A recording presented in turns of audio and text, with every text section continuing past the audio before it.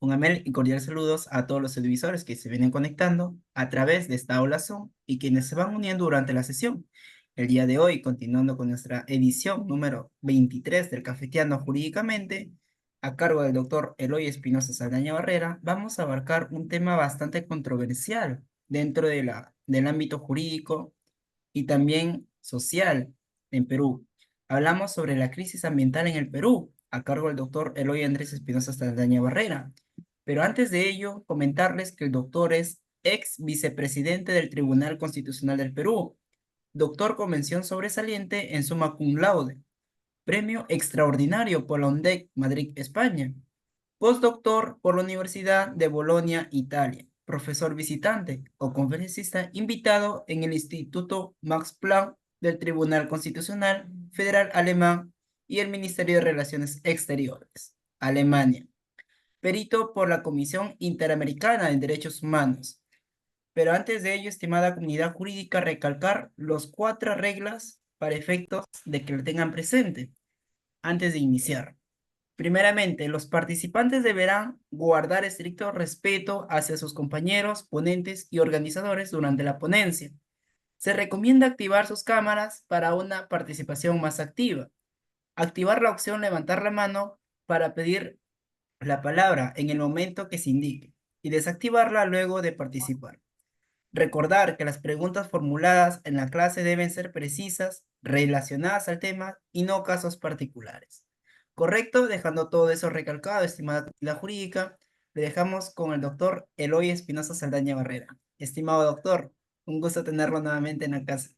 Cristian, un gusto nuevamente estar con todas y todos ustedes, gracias a la enorme gentileza de Derecho en Línea, que siempre está dispuesta a poder dar la oportunidad de conversar frente a situaciones que deben generar nuestro análisis, nuestra preocupación, nuestra reflexión y un necesario y alturado debate.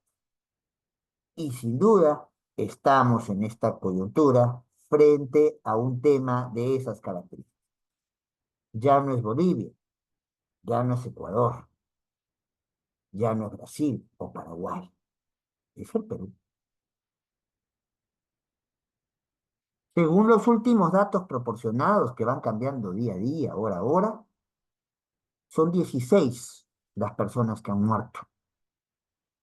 Son 140 heridos. Son más de 2.000 personas que se ven afectados y no pueden seguir viviendo en los lugares donde vivían.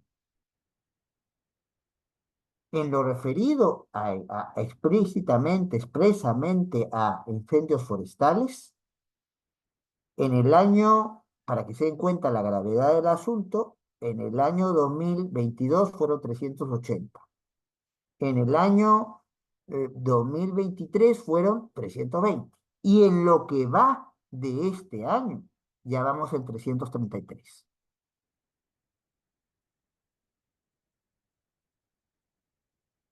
Según el presidente del Consejo de Ministros, el 60% de los incendios que existieron ya están siendo controlados.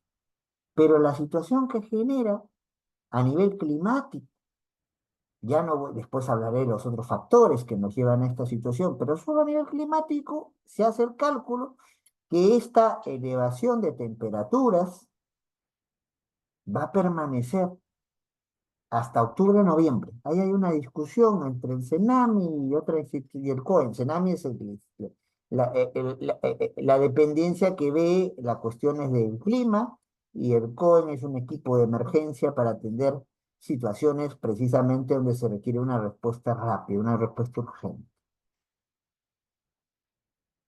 1.495 hectáreas de cultivos perdidos y 2.000 de bosques naturales perdidas solo en estos últimos días. CERFOR, que es la superintendencia que ve los temas de forestación, señala que hay unas 70.000 hectáreas de bosques perdidos producto de los incendios. Solo aquí estoy describiendo la situación de los incendios. Después vamos a ver el problema de los ríos, que también es un tremendo problema que nos lleva a un contexto de desastre ambiental.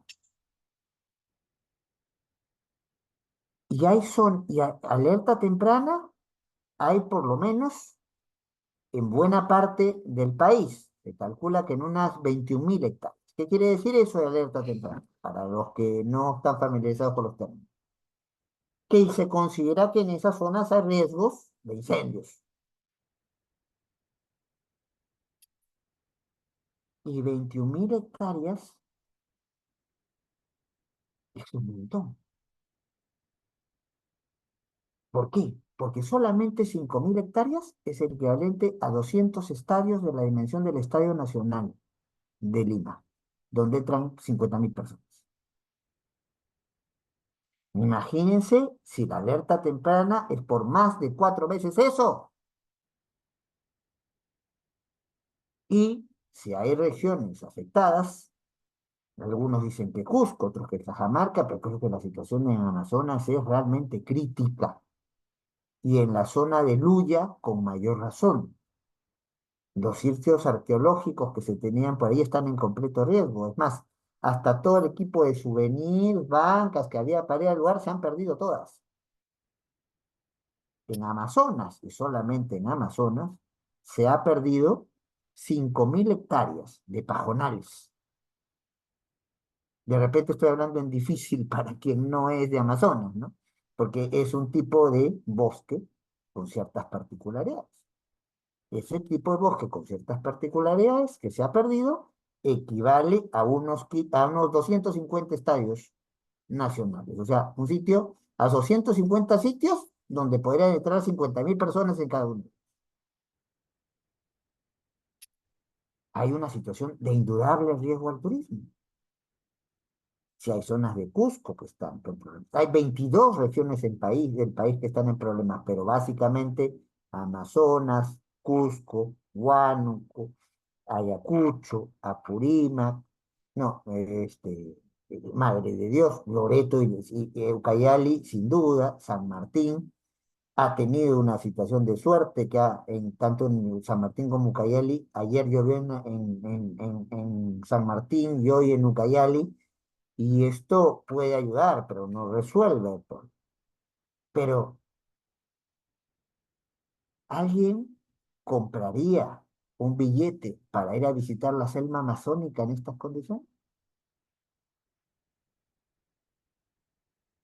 Ojo, casi 5.000 animales registrados entre muertos y heridos. Ojo, ya solamente hablando de cafeteando, ¿no? En café y en cacao hay los cálculos que están planteados y han sido difundidos por Patricio Valderrama primero, por Omar Mariluz después, uno especialista en temas ambientales, otro, el jefe de la Dirección de Economía del diario Gestión, el diario económico de economía por excelencia del país, nos hablan de que se han perdido solo en café, sobre todo en café y cacao, un equivalente a 200 millones. 22 regiones afectadas, como hemos dicho, y esto es muy pequeño en cobertura, o sea, perdón, es muy grande en cobertura comparado a la última gran catástrofe ambiental que tuvimos, que fue el desborde de petróleo adelante de la refinería de La Pampilla, que queda muy cerca de lo que es Lima metropolitana. Allí solamente se afectaron 11.000 hectáreas, con lo cual lo de La Pampilla, que no se remedia hasta ahora, es nada comparado a lo que está ocurriendo en este momento. Pero ahora hablemos de los ríos. Hay una sequía continuada, salvo estas lluvias que estoy mencionando, que ha llevado a una pérdida de volumen del cauce de los ríos amazónicos, que varía entre un 5 a un 8, de 5 a 8 centímetros diarios. ¿Y esto qué nos ha llevado? No el domingo pasado, el domingo antepasado, en un canal de televisión abierta nacional, veíamos cómo se proyectaba el caso de una señora para poder que decía, ay, al fin puedo caminar por el lecho del río Amazonas. El río Amazonas, el más caudaloso del mundo, ahora tiene un tramo que está seco, por el cual se puede caminar. Los barcos de guerra ya no pueden entrar al Perú, se quedan en Leticia, en el puerto colombiano. Y se ha tenido que hacer un enorme trabajo para que barcos que habían quedado encallados, o sea, atorados, porque al bajar el cauce del río ya no hay agua del río donde se sostenga el barco. El barco se hunde, o sea, encalla, o sea, no se hunde del todo, pero se atora en la tierra. Y no pueden llegar barcos de mediana condición a Iquitos, la ciudad capital de la región Loreto, la región más grande de la Amazonía y la región con más extensión de todo el país. La sensación térmica que se está viviendo consecuencia de estos fenómenos es que de un promedio de 43 grados en las diferentes regiones de la selva peruana. Ellos no necesitan el abrigo que tengo puesto aquí, pero eso significa que cultivos se pierden, eso significa que comunicaciones se pierden, eso significa que hay un elemento natural para el fomento de incendios, de nuevos incendios frente a los no controlados, significa que el comercio se pierde, por lo menos el comercio a nivel marítimo se pierde, una serie de consecuencias que no son cualquier cosa, por la magnitud de lo que ya he mencionado y por lo que significa la región amazónica dentro del territorio peruano. Estamos hablando que el 65% de nuestro territorio es amazónico. ¿Qué nos llevó a esta situación? ¿Y qué es lo que debiera hacerse ahora, en un cortísimo plazo o con una mayor proyección? Bueno, en una exposición como esta es muy difícil entrar en detalle en todos los temas, requeriríamos un curso entero para eso, pero gracias a la gentileza de Cristian y el equipo de Derecho en Línea, cumpliré con plantear un esbozo de cada una de las situaciones. ¿Cuáles son los factores que en una suerte de cóctel se han juntado y que propician que estemos en la situación que ahora estamos, que por cierto, no es nueva, no en esta magnitud, pero no es nuevo que ocurran incendios forestales en el Perú. Ya he comentado el índice del año 2022, del año 2023. Puedo añadir que hay un fenómeno no de las magnitudes del actual, pero se dio en el año 2019, y puedo decir que probablemente nuestro atractivo turístico más importante del país, la ciudadela de Machu Picchu, que me disculpen los amigos de Cuela, pero en fin, Machu Picchu es, digamos, nuestro atractivo turístico más importante. En el 2015, por incendios forestales, estuvo en serio riesgo. No hay registro de una situación similar a la que vivimos ahora en los ríos. Entonces, ¿qué nos llevó a esto? En primer lugar, el cambio climático.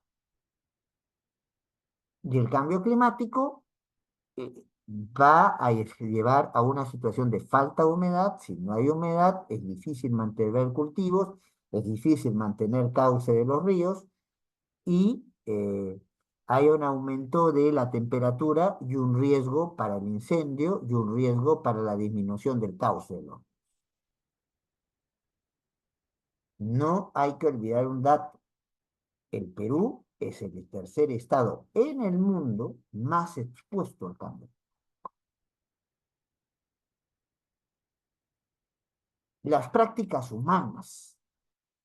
Se nos ha dicho muy rápidamente que el 98% de los incendios han sido provocados por prácticas humanas. Vámonos con cuidado. Sin duda, ha habido una dinámica de desforestación en el Perú. Se calcula que unas 50.000 hectáreas al año son desforestadas y se calcula que en los últimos años hemos perdido más o menos el 18% de la selva amazónica que originalmente teníamos. Sí, pero esto tiene causas que lo originan. Lo que estoy comentando es la consecuencia, la causa.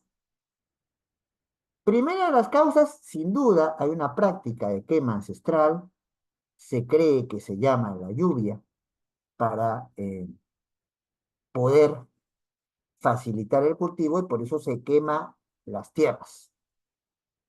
En un país donde hay tierras con condiciones para poder ser explotadas y que no son debidamente explotadas, esta práctica es una práctica no solamente equivocada, sino con todo respeto a quienes creen en ella, nefasta. Pero los problemas de prácticas humanas no son tan preocupantes por la quema ancestral. Son más preocupantes aún por la quema hecha por el crimen organizado. De ahí estamos hablando de tierras que se crean para promover minería ilegal, tal ilegal, narcotráfico, tráfico de tierras.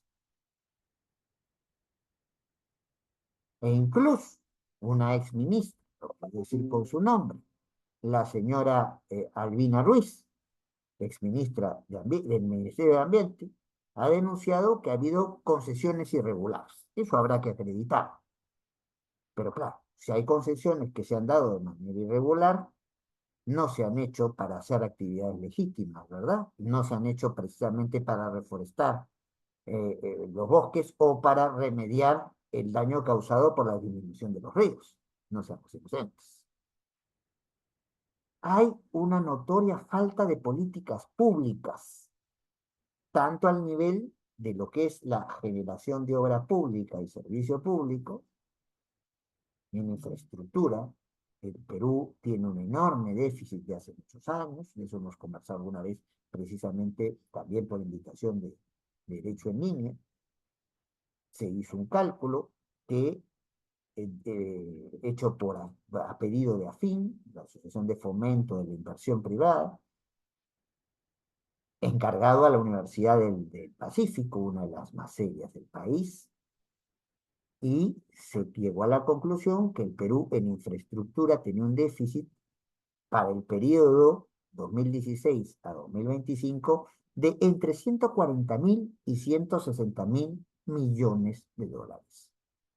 Se dice rápido, ¿verdad? Y por eso, CEPLAN, que es el órgano programador, establece una serie de proyectos que son priorizados, a los cuales se va a promover la inversión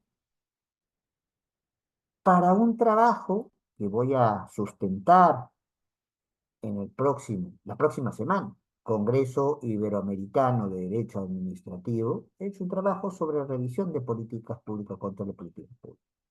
De esos proyectos priorizados, que supuestamente acaban en 2025 y comenzaron a contarse del 2016, solo se ha cumplido un promedio de un 54%. ¿Alguien en su sano juicio cree que vamos a cubrir el 46% que falta en un año y meses? Hay problema de falta de políticas públicas a nivel agrario, a nivel pecuario. Esto, la quema es una demostración clara de eso. Del desarrollo de zonas amazónicas. No voy a poner de ejemplo a Amazonas, voy a poner de ejemplo en este caso a Loreto. Ejemplo que los mejores espacialistas en el tema en el Perú, Mariano Castro, está repitiendo en varios medios de comunicación. Hay 52 actividades económicas que se pueden desarrollar en la selva sin tocar petróleo, sin tocar madera. De esas 52, solamente 26 están siendo puestas en práctica. ¿Por qué? Porque no hay políticas públicas que permitan el desarrollo de esas actividades.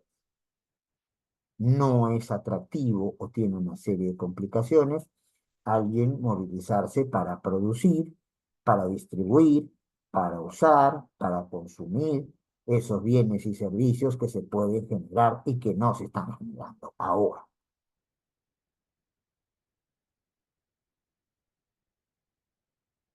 Y cuando se ha hecho sistemas de tributación especial para ciertas regiones del país, el problema no es darle cobertura mayor presupuestal a través de tributos a ciertas zonas del país.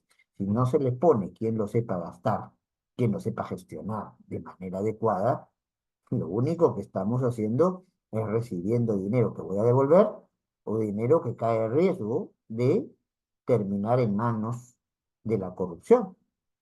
Corrupción dura, cohecho, soborno, corrupción blanca, gestión de intereses, puertas giratorias, etc. Y hay una falta de políticas públicas a nivel educativo. ¿A qué me refiero con eso?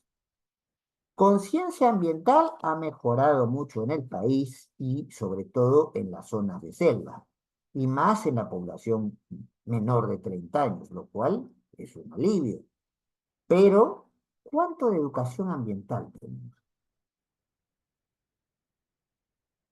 ¿Cuánto sabemos? Por ejemplo, solamente yo conozco el caso de un distrito, o sea, una circunscripción más pequeña en la ciudad de Lima, que tiene una política establecida de diferenciación de de los residuos. Hay un tacho para la basura orgánica, hay un tacho para el plástico y hay un tacho para los otros tipos de basura. Con eso se puede hacer reciclaje.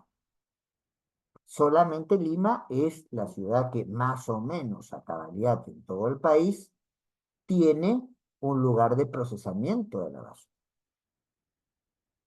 El resto de ciudades, ya hay ciudades con más de 1 millón de habitantes, Arequipa, Trujillo, por ejemplo. Lo que se tiene son botaderos y donde se echa la basura sin más, sin ningún procesamiento, ningún tratamiento, ningún nada. La educación ambiental implica formar a la gente para que, por ejemplo, no haga quema de bosques, por ejemplo, establezca una política adecuada con los suelos, para que no bote la basura o lo ponga en la puerta de su calle y como no pasa nadie a recogerla, la quema sin importar qué pasa al lado o qué riesgo puede correr ellos mismos, ya sea por el humo o por la extinción del fuego. Hace unos días teníamos en Lima, pero con participación de profesores y profesoras de todo el país, incluso fueron profesores y profesoras de la Universidad Toribio Rodríguez de Mendoza, ¿no? Que son de las tierras de los amigos de derechos humanos.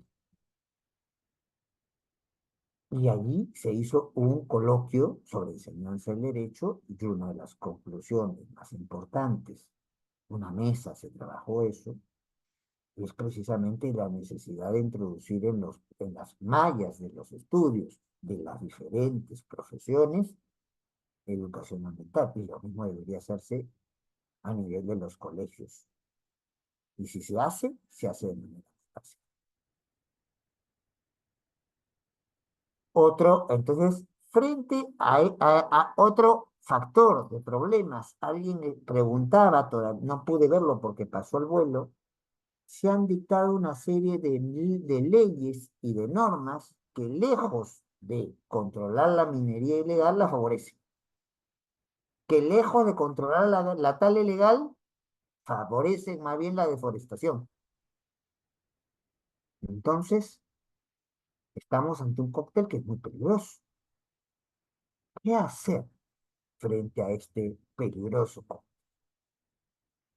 Hay cosas que son necesarias. La labor asistencial, ya, por ejemplo, hay una arquidiócesis en el interior del país que está haciendo recolección. La Municipalidad Metropolitana también lo está haciendo y varias instituciones nacionales o supranacionales comienzan a hacer colectas para alimentos no perecibles, para ropa, para medicamentos, etcétera, etcétera. Eso es necesario, pero eso no es suficiente y tampoco sirve para tenerlo de manera sostenida. Lo asistencial te ayuda en un momento de crisis, pero si lo asistencial se convierte en la pauta regular, nunca salimos del problema. No basta tampoco con llevar, como ha hecho el presidente del Consejo de Ministros, el señor Aden, amigo mío, pero yo soy más amigo, la verdad, que mis amigos. Eso es importante para ayudar a paliar los problemas que está viviendo la ciudad de Iquitos. Pero la ciudad de Iquitos, donde es el transporte de las cuestiones que no se producen en la zona, es básicamente por vía fluvial y el río está sin agua, o se traen las cosas por avión que cuestan 3 veces más, o no se traen las cosas y hay desabastecimiento. Y en Iquitos está pasando de las dos cosas. Y obviamente, lo último que tenemos es llegar a las declaraciones, con todo respeto a su alta investidura, de la señora presidenta de la República. Para quienes no están enterados, hay un periodista de la zona, Luis Chuqui, que viendo el drama que se vive en zona, ciudad de Pucallpa hasta la lluvia. Pucallpa es la capital de la región Ucayali, en plena selva amazónica, no se veía nada y el sol parecía una cosa colgada muy a lo lejos. Hay zonas del país donde hasta hoy se está en esas. No hemos llegado a los niveles de contaminación ambiental de Bolivia, donde el límite de la contaminación ambiental debe ser de hasta así un 150, y en Bolivia hay zonas como Santa Cruz, que llegó a tener más de 300, y el Beni llegó a tener más de 400.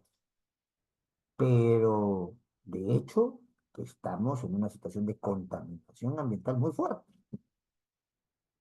Frente al drama de lo que se quema, de los ríos que no tienen agua, del aire que se hace difícil de respirar, este periodista llora.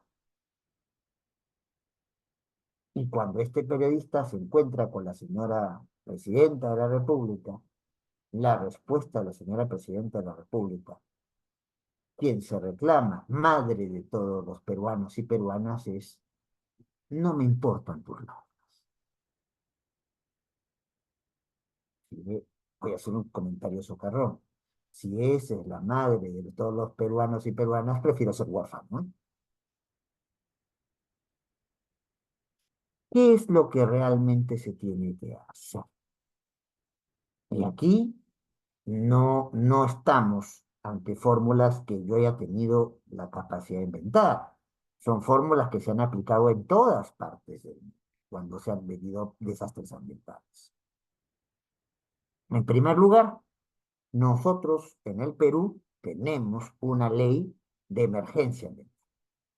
Y la ley de emergencia ambiental tiene un artículo 9 y con más detalle en su inciso D de ese artículo 9, las condiciones para pasar a la declaración de emergencia ambiental, que establece 4 causas. Basta con que una de ellas se dé, y sin duda de una de ellas se da: afectación a la salud. Ya hay toda la mancomunidad amazónica, o sea, las 7 regiones que tienen claramente zona amazónica, y junto a las cámaras de comercio amazónico le han pedido a la presidenta de la República, le han pedido al presidente del Consejo de Ministros, por favor, tome ese artículo 9D de la Ley de Emergencia Ambiental y declare la situación en emergencia ambiental.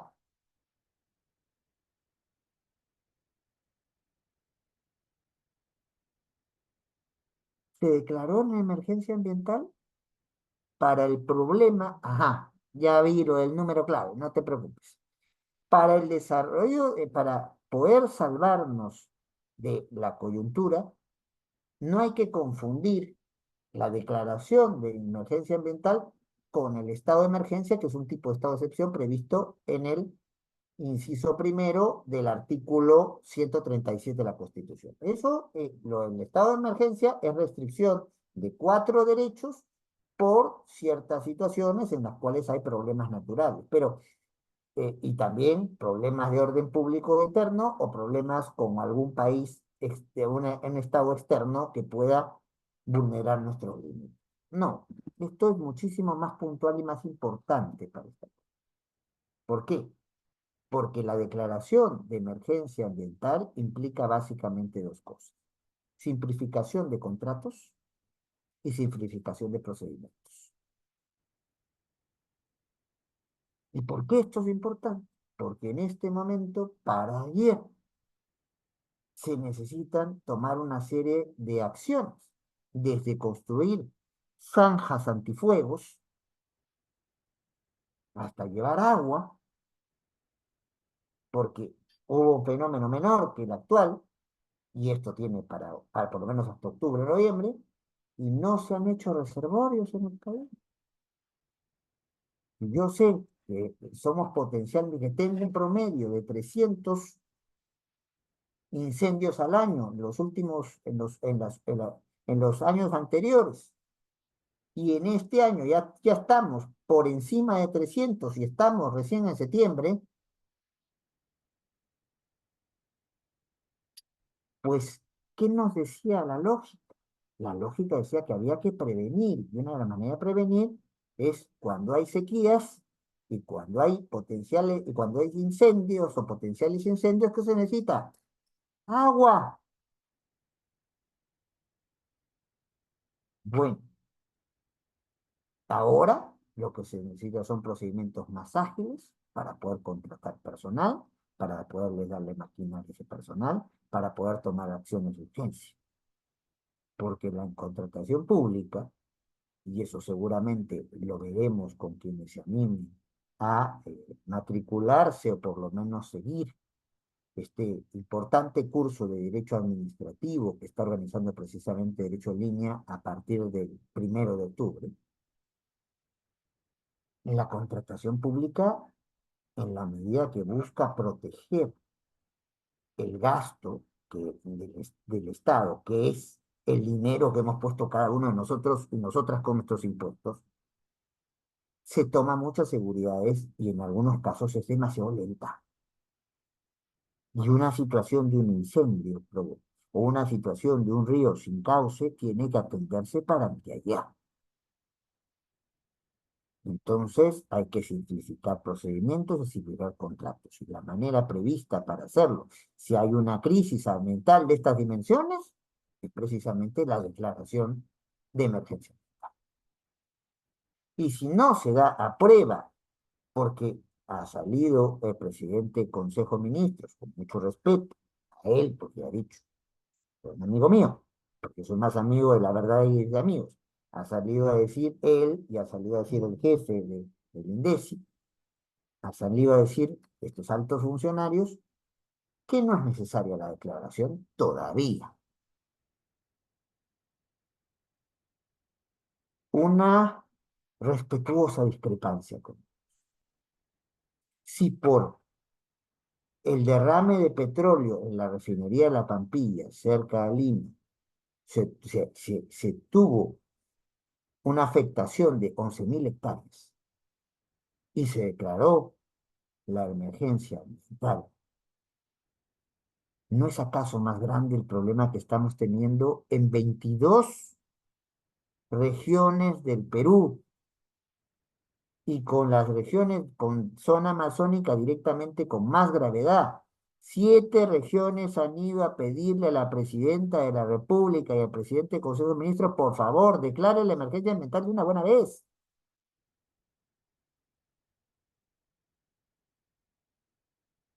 Y no hay que negar la importancia del apoyo internacional. ¿Por qué? por tres razones. En principio, porque por un elemento de, eso, de que la Amazonía es el pulmón del mundo. Y el origen de lo más importante de los flujos fluviales de la Amazonía parte del Perú. Sí, es cierto que hay ríos que vienen de Colombia, que hay ríos que vienen de otros países sudamericanos y que van al Amazonas y lo convierten en el río más caudaloso del mundo y es el gran sostenimiento de esta zona boscosa que es el verdadero pulmón de lo humano. Disminuido en el caso peruano en un 18% en los últimos años, pero ahí está. Entonces, esta ya no es una responsabilidad solamente del Estado peruano. Está en juego el ecosistema, está en juego la dinámica ecológica de toda la Unión, no solamente la del Perú. Dos, no solo no es malo estirar la mano cuando uno necesita en estas cuestiones de nivel internacional, es lo que normalmente se hace. Y para eso hay agencias de cooperación que nos dan apoyo técnico y para eso hay multilaterales, básicamente con estructuras de banco, que nos pueden dar apoyo económico, ya sea en donación, ya sea en préstamo o en fórmulas mixtas. Y tercer motivo, nosotros, ante la situación de Bolivia, y nosotros, pues, no nosotros hablando del Estado peruano, ya, los peruanos y peruanas hemos apoyado al tremendo problema boliviano en términos medioambiental y al serio problema en términos ambientales que ha estado viviendo el Ecuador. Entonces, si nosotros ayudamos a otros, cuando estamos en situación difícil, ¿por qué no vamos a aceptar la ayuda de quien nos pueda y quiera ayudar? Máxime con el compromiso que tenemos. El segundo país con más región amazónica después del Brasil es el Perú. El 65% del territorio peruano es amazónico. ¿No es que no esté en juego cosas muy importantes? Claro que está en juego cosas. El ministro del Ambiente, entiendo que con la mejor intención, ha salido a ofrecer que tiene una propuesta para penalizar daños por incendios forestales. Creo que no ha habido una revisión exhaustiva de nuestro Código Penal que ya tiene previsiones. No voy a hacer una clase de derecho penal, despreocúpese, para eso, Derecho en Línea ya ha hecho hace muy poco un congreso, que creo que está puesto ya las ponencias en internet y a eso me limito, pero vamos a soltar alguna explicación. Hay todo un capítulo, o todo un título, perdón, dentro de el Código Penal para delitos ambientales. Así tienen el 304 que habla de contaminación del ambiente y con formas agravadas en 305. Así tenemos el incumplimiento de normas relativas al manejo de residuos sólidos, artículo 306. Artículo 307, la penalización de los residuos peligrosos. 307A, minería ilegal, con toda una serie de derivaciones. Si la minería ilegal viene con fórmula agravada, se aplica el 307B. Si hay una situación de financiamiento a la minería ilegal, se aplica el 307C. Si hay una obstaculización a la labor de fiscalización administrativa, se aplica el 307D. Si hay un tráfico ilícito de insumos químicos y maquinaria para fomentar la minería ilegal, se aplica el 307E. Y para todos estos supuestos, si el que incurre en minería ilegal, en financiamiento de minería ilegal, en agravación de la minería ilegal, en obstaculización de la fiscalización administrativa de la minería ilegal o hace tráfico ilícito de insumos químicos o maquinarias para fomentar la minería ilegal, hay sanción de inhabilitación. O sea, imposibilidad de ejercer cargos públicos. Y eso está en el 307F. Pero vamos a lo que es más directo. Les invito a todos y a todas a que revisen el artículo 310 del Código Penal. Delitos contra los bosques.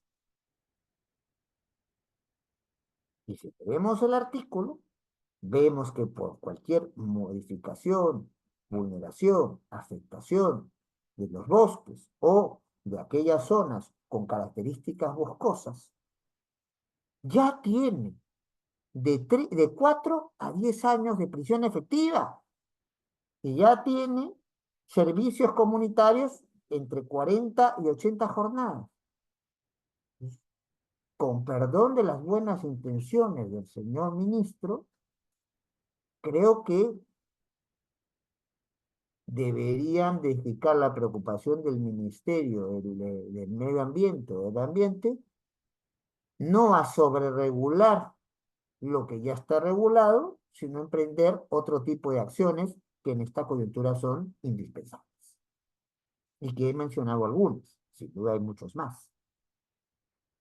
En un mediano largo plazo, ¿qué es lo que, y con eso, porque se me dijo 1 hora y ya estoy a los 40 y tantos minutos, entonces tengo que ser, la única dictadura que uno tiene que soportar es la del tiempo, tengo que ser respetuoso a lo que me ha planteado Derecho Mínimo, por si acaso, para que no me olvide, y no creas que me olvido, la clave es 5, ya lo dije, ¿no?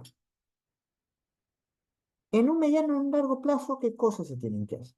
Una de las más importantes, sin duda, es tener una estrategia seria y en serio para hacer frente a la tala ilegal, a la minería ilegal, al narcotráfico, a diferentes fórmulas del crimen organizado, pero probablemente en las cuestiones ambientales, estas tres que he mencionado son las que tienen más incidencia.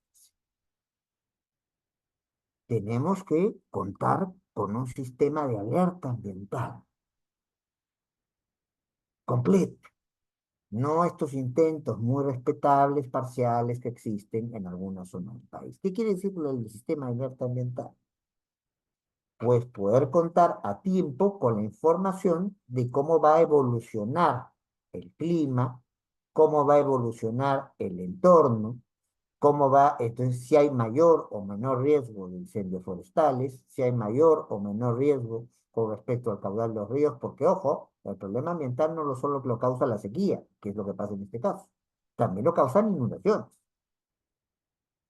Y de eso en el Perú sabemos bastante, y no solo en la zona amazónica. Un año sí y un año también, los ríos que vienen de los Andes hacia el Pacífico vienen con mucho, mucho, mucho, mucho más caudal y provocan deslizamientos, que en términos, usando una palabra del quechua, se llaman huaicos en el lenguaje cotidiano. Y eso pasa en la costa, en la zona cerca al Pacífico, eso pasa en la zona del Ande, y pasa incluso en zonas de ceja de selva o de selva baja. No solamente hay que tener alerta para sequías, riesgo de incendios, disminución de flujo de ríos, sino también cuando el río crece y crece demasiado. Y cuando hay lluvias. ¿Por qué? Porque muchas veces, como no hay en el Perú ordenación del territorio, o sea, planificación de qué se construye y dónde, hay muchas personas que por necesidad o porque son víctimas del tráfico de terrenos terminan construyendo sus viviendas en quebradas. Y la quebrada está vacía de agua, pero si hay mucha lluvia, lo primero que se llena de agua es la quebrada. Y se va a llevar de costado a cualquier construcción que tengamos. El sistema de alerta ambiental permite crear políticas públicas para enfrentar los problemas. La política pública significa tener planes, proyectos, programas y actividades. Para eso está una política pública. Y Si la política pública ya está creada para adaptarla a los requerimientos de la situación específica que se presenta. Y para eso, mejor es prevenir que lamentar. Hablando de políticas públicas, tienen que existir políticas públicas que se cumplan. Básicamente, aunque no únicamente, en el tema agrícola, en el tema pecuario, en el tema ambiental, en el tema educativo y en el tema de lo que es el tratamiento y reciclaje de residuos. Esta política pública tiene que tener, estas políticas públicas tienen que tener, tanto en su diseño como en su ejecución, la participación no solo de reparticiones estatales de alcance nacional. Sin duda, tiene que tener la participación en su diseño y ejecución de todas estas políticas públicas de reparticiones de carácter regional o de carácter local, que son digamos, las divisiones subnacionales que se manejan. Tiene que haber participación de la inversión privada, sea inversión privada nacional o internacional. Y para eso la contratación peruana tiene fórmulas. Tenemos obras por impuestos que cada vez se aplica menos, tenemos asociaciones públicas privadas, e incluso contratos ley, muy agujereado por una reciente jurisprudencia del Tribunal Constitucional, pero por lo menos la figura está, y si no, miren la última parte del artículo 62. Pero si un diseño y la ejecución de una política pública eh, en lo agrícola, en lo pecuario, en lo ambiental, en lo educativo, en el tratamiento del reciclaje de residuos o cualquier política pública en su diseño y en su ejecución, no hay participación de la sociedad civil, esto se cae. Hablando de inversión, otra cosa que se tiene que manejar en el corto, en el mediano y el largo plazo. Una inversión público-privada, precisamente en actividades que fomenten enfrentar estos temas. ¿Cuánto se invierte en el Perú en reforestación? Para los requerimientos de un país que se calcula que al año pierde 50.000 hectáreas de selva amazónica, realmente poco. Y si estamos hablando ya no de reforestación, sino de otras prácticas como remediación, que es lo que se hace cuando un río viene contaminado o cuando ya no viene ya no viene el agua en el flujo que tiene que venir o viene demasiada agua, pero en condiciones que no se pueden aprovechar ni para una salubridad mínima. ¿Qué se tiene que hacer? El trabajo de fondo. Lo que se dice que se ha hecho y en realidad no se ha hecho de manera completa en la Pampilla. ¿Se imaginan? Si hay derrame de petróleo en el mar, no solamente hay contaminación de que la superficie del mar se vea negro, esto va hasta el fondo del mar y la fosa, o sea, el hueco a la altura del Callao, la fosa del Callao tiene más de 6.000 metros, eso es como un Huascarán volteado. Eso tiene que limpiarse, porque si no, la vegetación que ahí se muere, los animales de ahí se mueren, y con ellos se muere la pesca artesanal, se muere todo un circuito de turismo, se muere toda una lógica de comercios dedicados a la actividad gastronómica, por solamente señalar los ejemplos. Cuando hablamos de remediación, es una restauración en toda su cabalidad. Y a eso hay que apostar, y a eso hay que invertir. Y si el Estado no tiene la cobertura de dinero, pues que se asocie con empresas privadas. Ya hay fórmulas establecidas en la contratación en el Perú para que eso sea factible. No estoy inventando algo de la nada. El desarrollo de energías alternativas al petróleo es indispensable. Y no solamente estoy hablando de energía eléctrica. La mitad del país vive con la hidroeléctrica que está puesta en el río Mantaro. Pero una energía como la del petróleo es una energía que no es renovable. Donde hay petróleo hoy, el pozo se seca y si no, pues no exploro para hacer un nuevo pozo y exploto para un nuevo pozo, tengo que comenzar a importar. O tengo que comenzar a depredar para tratar de conseguir el petróleo que no tengo. Una manera de preservar nuestra cobertura ambiental como queremos es no sobreexplotar el petróleo. Y no es no sobreexplotar la madera. Ya hemos puesto el ejemplo de Loreto. En Loreto se pueden hacer 52 actividades económicas de gran relevancia sin necesidad de tocar petróleo y sin necesidad de tocar madera. Y solo se hace la mitad.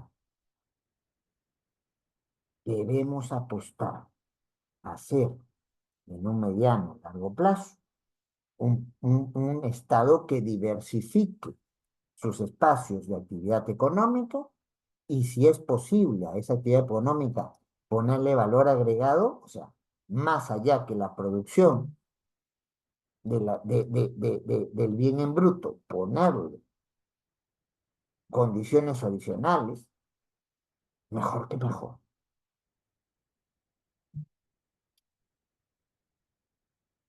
Los problemas ambientales, y con esto ya voy cerrando, siempre van a existir. Máxime en un país, en un estado como el peruano, donde, como ya se ha dicho, tenemos ese lugar en el podio, somos el tercer estado más expuesto en el mundo al cambio climático. Fenómenos como el niño, la niña, van a seguir pasando. El riesgo de reducción del cauce de los ríos, día tras día, van a seguir pasando. El riesgo de incendios forestales van a seguir pasando, pero si no tomamos todas estas acciones de prevención, si no actuamos en el corto plazo con algunas de las medidas que me permito sugerir y en un mediano o largo plazo no ponemos en práctica en serio lo que acabo de esbozar, pues esta crisis tiene por lo menos hasta octubre-noviembre y no va a ser la última si es que no tomamos las previsiones necesarias, los remedios necesarios, hoy y a futuro. Muchas gracias. Con eso me quedo por ahora y espero que si hay preguntas, estar a la altura de poder contestarlas como ellas merecen. Agradezco entonces a Derecho en Línea por esta invitación. Agradezco a quienes están asistiendo en este momento a la actividad y agradezco también a quienes luego, cuando esto se ponga en las diferentes redes que tiene Derecho en Línea, puedan seguir lo que se haya expuesto y lo que se haya conversado como producto de las preguntas que se puedan formular en esta ocasión. Muchísimas gracias. Excelente abordaje, estimado doctor, referente a este tópico bastante interesante y que está aconteciendo. Con su venia, estimado doctor, damos acceso a la comunidad jurídica para efectos de que levanten la manito y si hay alguna duda, algún vacío legal, para efectos de ser subsanado. Con todo gusto. Muy bien, damos unos momentos a la comunidad jurídica. Mientras tanto, vamos a enviar el link de asistencia por el chat del Zoom. Muy bien, el doctor ya comentó, la clave es número... ¿Qué número es, doctor, la clave? 5, 5. Ahí 5. estamos. Muy bien, estimados. La clave es número 5. Tenemos a Peter. Peter también es gran seguidor de la asociación y en cada sesión va participando, estimado doctor. Le Bueno, damos acceso, eso estimado está bien, Peter. ¿no? Si alguien tiene dudas o criterios que intercambiar, que los comparta, ¿no? Me parece genial. Peter, te escuchamos. Doctor, nuevamente un honor volver a escucharlo, es magnífico.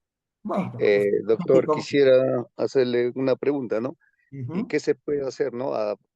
después de toda la ponencia bien clara que nos ha explicado usted, contra este ministro del Ambiente y la presidenta de la República, ¿no? Que prácticamente no quieren tomar acciones para poder, como se llama, ¿no? Contrarrestar esta devastadora que nos está causando muchos estragos a nuestra Amazonía, ¿no? Lo que ha explicado usted. ¿Qué acciones se podría tomar por decir como ciudadanos, una denuncia, supongamos, ¿no? Por omisión de sus funciones, no lo sé. A ver, muy interesante la pregunta como las que siempre sueles formular. A ver, hay, cuando uno quiere defender derechos, como los que están en juego aquí, cuando uno quiere defender bienes, como lo que está en juego aquí, cuando uno quiere defender un ecosistema, como lo que está en juego aquí, cuando uno lo que quiere defender son actividades económicas, como lo que está en juego aquí, por solamente mencionar algunos de los escenarios que están en juego, pues si el Estado a nivel nacional no responde, pues existen desde los mecanismos de reclamo administrativo, los mecanismos de reclamo jurisdiccional, la movilización organizada y pacífica de la población. Ojo, la declaración de emergencia ambiental en el escenario de lo que pasó en el derrame de petróleo viene acompañada de una presión de sectores de la sociedad civil y de la empresarial. Al lado de la Pampilla está el puerto de Ancón y también balneario de Ancón y sitio turístico muy cercano al norte de Lima. Las pérdidas allí fueron terribles. Y en Chancay también hubo pérdidas importantes porque la masa del petróleo se extendió dentro de un espacio muy grande. La gente salió de manera organizada a la calle con propuestas. Creo que ha pasado muy rápido, pero un dato importante es, no es la iniciativa de un académico como soy yo, es la iniciativa de varios gobiernos regionales y de las cámaras de comercio de la región amazónica, de todas las que hace la propuesta de la declaratoria de estado de emergencia ambiental.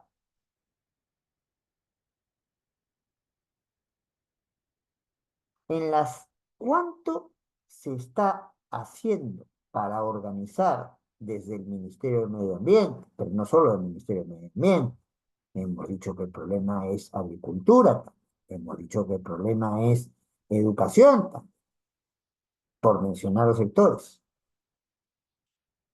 ¿Cuánto se está haciendo de medidas de corto plazo? ¿Y cuántas medidas que están previstas se están realizando hoy en la práctica? Porque no basta con un vuelo para ver la zona y decir, no me preocupan tus lágrimas para resolver un problema de esta magnitud, por lo menos. No basta con ir a llevar cuestiones indispensables, necesarias, a Iquitos, pero eso salva de 1 o 2 días, mejor los casos una semana. Y vamos a tener, vamos a continuar con problemas del clima durante, según los cálculos de los expertos, octubre y hasta noviembre. ¿Y qué quiere decir eso? Que la temperatura va a estar alterada, que va a haber riesgos de nuevos incendios forestales y que el caudal de los ríos va a ser estrecho, por decirlo menos. Y algunos de esos efectos van a ser reversibles y algunos de esos daños van a ser recuperables siquiera en un corto plazo. La respuesta todos la sabemos, es no. Organicémonos para reclamar nuestros justos derechos en la sede que corresponda, el administrativo, a nivel jurisdiccional, pero organicémonos también para desarrollar acciones como las que he planteado para hacer zanjas. No necesito la maquinaria del Estado necesariamente, ¿no? Cosas que se pueden hacer. Ahora, no se puede hacer cuestiones que la desesperación nos lleva, ¿no? Si ya los bomberos en el Perú son voluntarios, no puede hacer un voluntario que ni siquiera tenga traje de bombero ni protección de bombero a querer apagar un fuego de estas magnitudes, ¿no? Tampoco se está planteando eso. Pero hay cosas que sí se pueden hacer desde la organización. Por ejemplo, ¿cómo se están procesando en este momento el tema de la quema? Y si no hay control de la quema a nivel de las entidades que deberían asegurar el no desarrollo del crimen organizado, ojo, hay prácticas de organización comunal muy importantes. ¿Y acaso en la Amazonía peruana no hay comunidades nativas que puedan buscar evitar esta situación? Dos, ¿cuánto se está haciendo por proteger a los defensores y defensoras ambientales? Lamentablemente hoy, en el Perú, uno de los puestos más expuestos a perder la vida, perder la integridad o perder el prestigio y no tener credibilidad en su comunidad es el de ser defensor o defensora ambiental. ¿Cuánto está haciendo su comunidad, Peter? ¿Cuánto está haciendo cuánto está haciendo la comunidad de otras regiones del país para apuntalar acciones concretas y a defensores del medio ambiente y a defensoras del medio ambiente? Pongámonos una mano al pecho y llegaremos a la conclusión que no se está haciendo.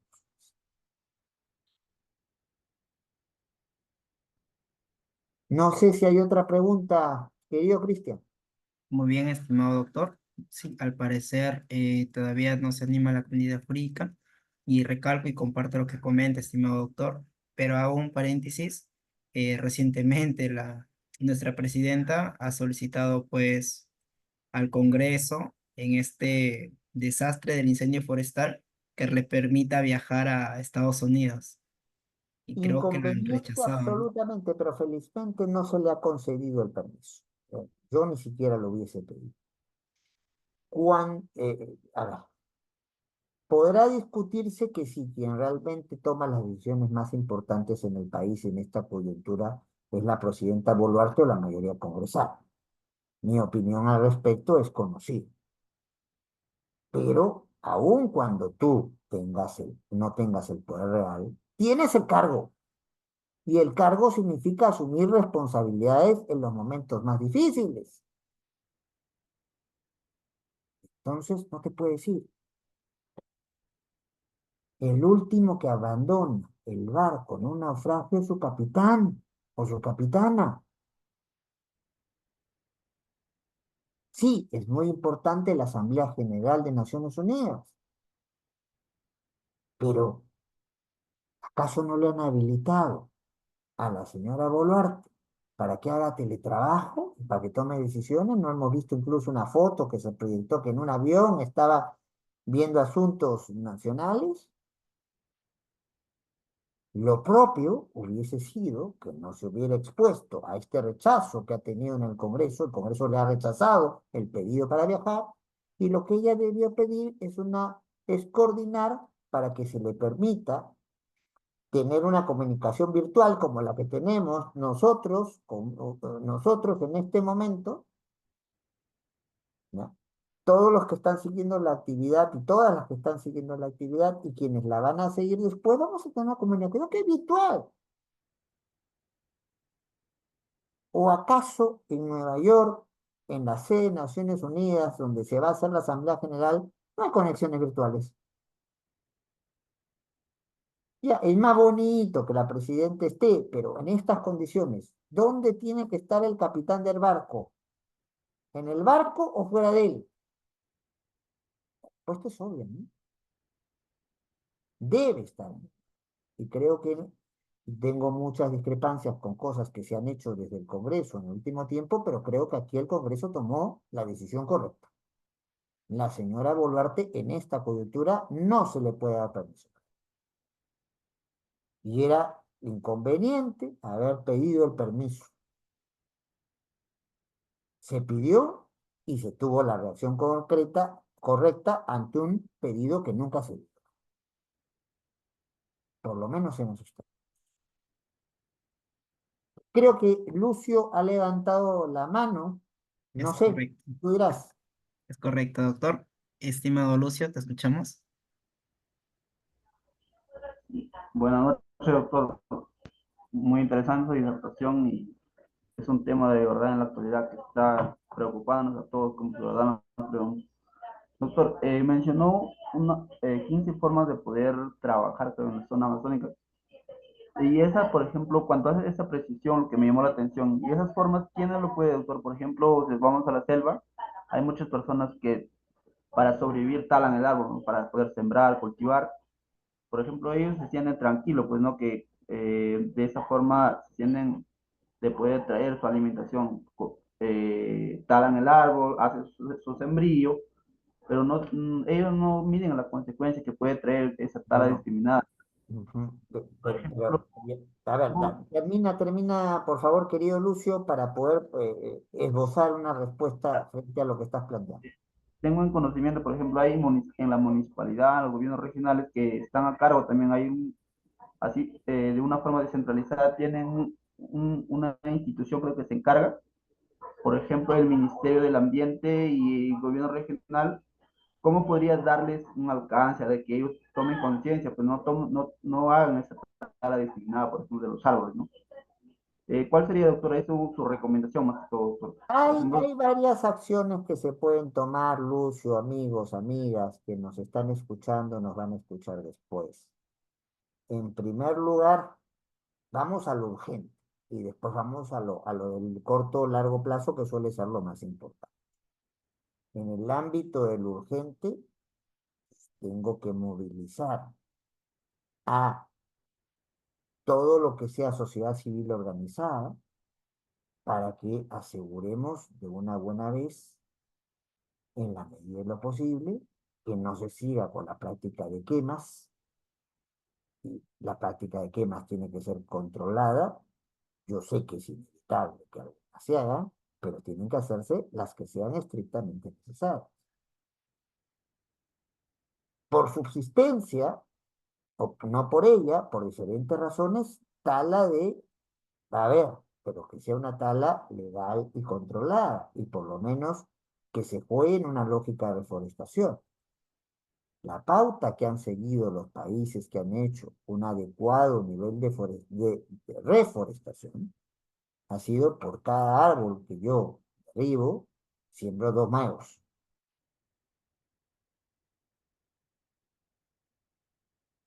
Porque un árbol toma, depende de qué tipo de árbol es, 10, 20, 30 años para alcanzar el tamaño que debe tener, ¿verdad?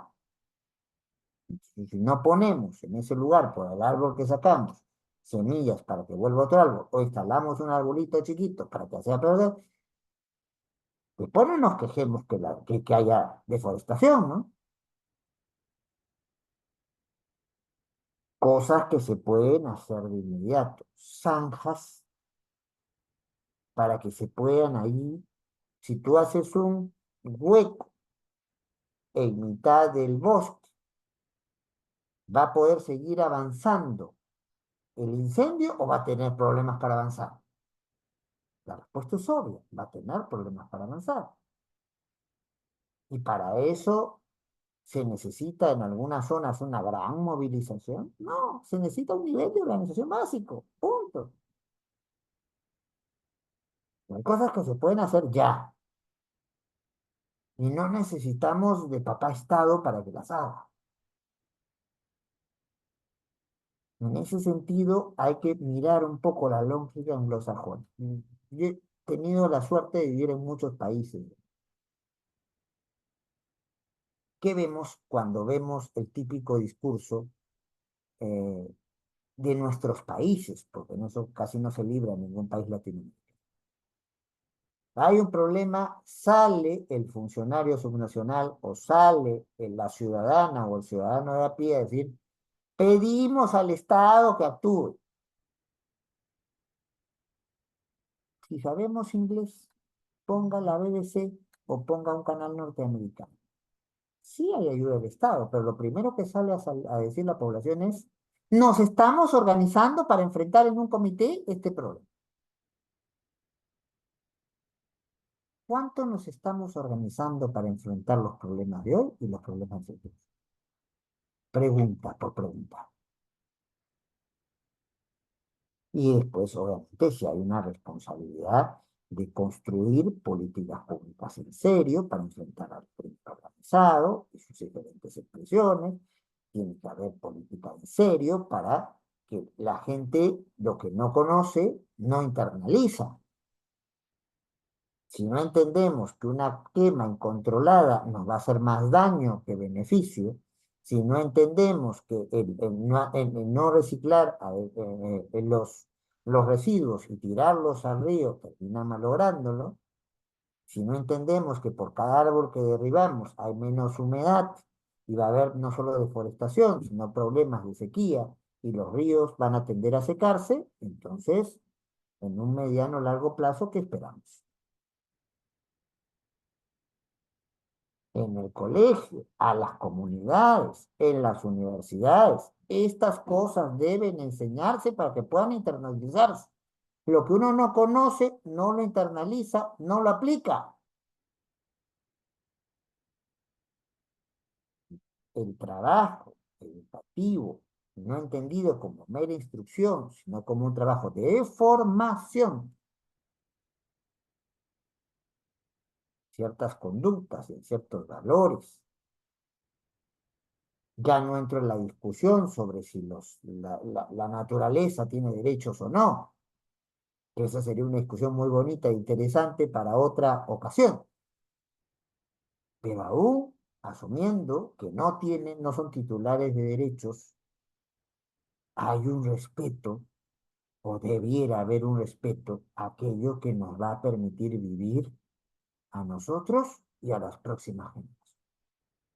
El trabajo educativo es muy importante. Educación no solo como instrucción, sino como verdadera formación. Obviamente, asegurar coberturas de alerta, obviamente, inversión en infraestructura, y para eso no se necesita el ingreso solamente del Estado. Obviamente, si no nos organizamos frente al crimen organizado, una sociedad desorganizada es más probablemente víctima de las expresiones del crimen organizado que otras.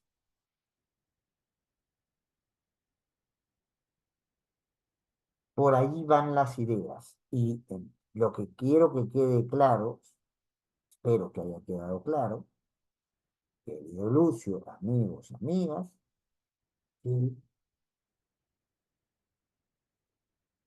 no todo es responsabilidad del Estado a nivel de gobierno nacional, ni a nivel subregional, a nivel subnacional, regiones o municipios.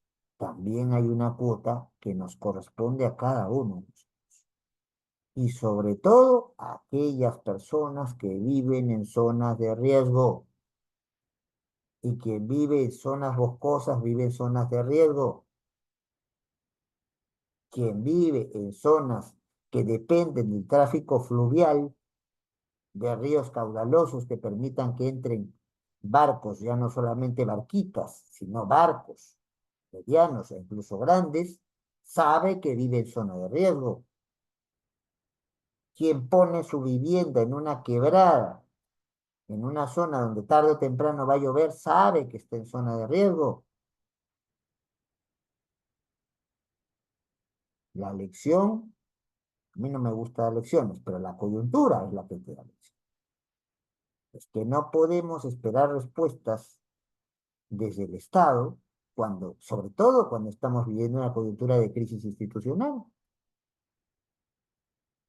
pero que es indisimulable para todos, ¿no?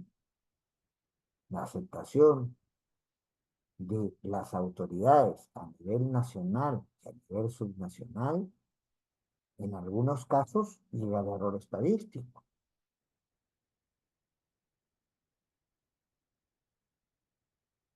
Tenemos que reclamar que el Estado haga cosas en sus diferentes niveles frente a un problema de esta magnitud, pero no podemos esperar que todo lo resuelva.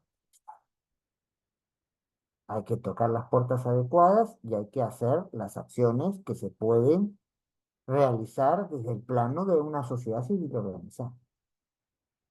No sé si con eso contesto tu pregunta, Lucio, pero por lo menos he intentado hacerlo. Excelente, estimado doctor. Y también nos ha dado una gran reflexión referente a tomar conciencia y mitigar estos incendios y también otras cosas que a priori puede suceder, ¿no? Dentro de nuestra coyuntura. No poner solo... Se te desborda el chinchipe y también tienes problemas, ¿ah? No, no, o sea, no solo son sequías, sino también inundaciones, ¿eh? Es El cambio correcto, doctor. climático puede generar cualquiera de las dos cosas. Es correcto, doctor. Sí, doctor. Bueno, ya por ello vemos que todo está conforme, la comunidad jurídica está dando aplausos. Estimado doctor, con ello estamos concluyendo la sesión del día de hoy. Asimismo, recordar a la comunidad jurídica que el doctor Eloy Espinosa va a participar y aperturar este gran diplomado este 1 de octubre. Así que no olviden, si quieren inscribirse, nos escriben al número de la empresa. Y de todas maneras, el doctor es un experto en esto de derecho administrativo. Y si bueno, no sé si seré un experto, pero algo me he tenido que meter y algo de eso enseño. Pero justamente en coyunturas como estas, es muy importante tener formación en derecho administrativo. ¿Por qué? Porque básicamente todas las acciones ambientales son en principio acciones ante la administración o con la administración. Cuando pedimos la autorización para hacer tala legal, minería legal, ¿a quién le pedimos la autorización? Una repartición estatal. Cuando yo lo que quiero es hacer labores de reforestación o labores de remediación, de la mano con quién tengo que caminar, con una repartición estatal. Si no conocemos elementos básicos de derecho administrativo, de los procedimientos administrativos, tanto de los generales como básicamente los sancionadores, para que el que hace mal y perjudica una serie de bienes, y entre ellos al medio, lo que se puede llamar un medio ambiente sano, un medio ambiente equilibrado, no entro en la discusión si son cosas iguales o cosas distintas, eso da para otro seminario.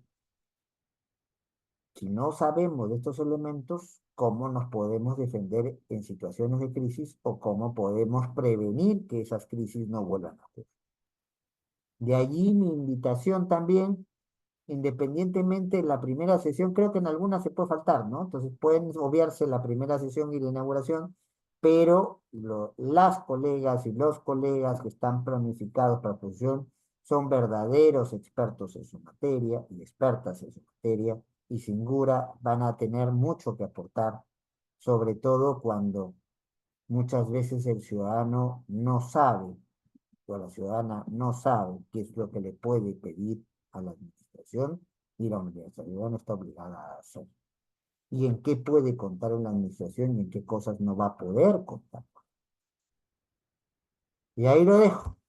Vaya entonces mi agradecimiento de siempre a Derecho en Línea y muy especialmente a ti, Cristian. Mi agradecimiento a quienes han participado, muy particularmente quienes han formulado muy interesantes preguntas y a quienes tengan la paciencia de vernos después en esta conversación que hemos tenido sobre un tema de actualidad hoy y de actualidad siempre. Nos vemos. Hasta cualquier momento. Muy amable, estimado doctor. Con ello estamos concluyendo, con permiso.